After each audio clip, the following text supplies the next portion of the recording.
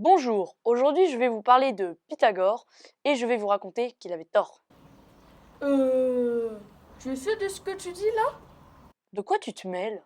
Si, c'est dans le script. Vous voulez vraiment démonter le grand Pythagore? On ne va pas le démonter, mais on va raconter en quoi il s'est totalement planté. On peut la tourner cette vidéo ou bien? Ah, donc vous avez tous décidé de vous incruster, c'est Non, ça? mais fais pas attention, c'est normal.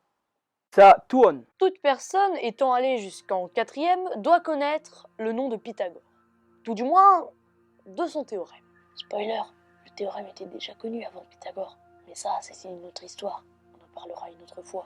Il y a plus de 2500 ans, Pythagore, grand philosophe et mathématicien, fonda l'école dite pythagoricienne. Dans cette école, de nombreux disciples venaient apprendre les mathématiques du maître. Ce qu'il faut savoir aujourd'hui, c'est que pour Pythagore, les nombres étaient sacrés. Et pour le grand maître, il n'y avait que deux types de nombres.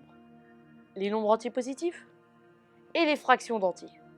Mais il se trouve qu'une figure simple, anodine, engendra la catastrophe.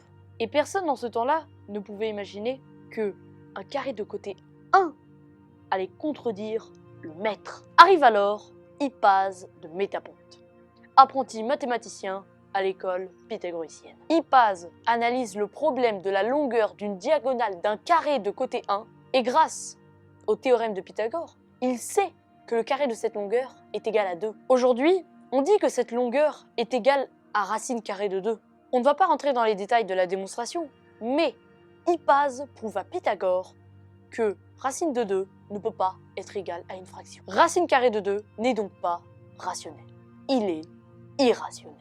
Et là, c'est le drame. À partir de là, on est sûr de rien. Mais en gros, Pythagore, il n'a pas aimé. Ce que l'on peut appeler aujourd'hui le scandale de l'irrationalité a causé la fin de l'école pythagoricienne. Certains disent que l'école aurait brûlé, mais d'autres racontent même qu'il y aurait eu des suicides collectifs. En résumé, des morts à cause d'un nombre. Ah ouais, c'est chaud quand même, hein? À cause surtout de Pythagore, qui n'a jamais accepté d'avoir tort sur la nature réelle des nombres. Bon, bah, Pythagore, t'as tort. En fait, les historiens n'ont aucune certitude de ce qui s'est réellement passé, car on n'a pas d'écrit. Peut-être après tout que tout cela n'est qu'une légende.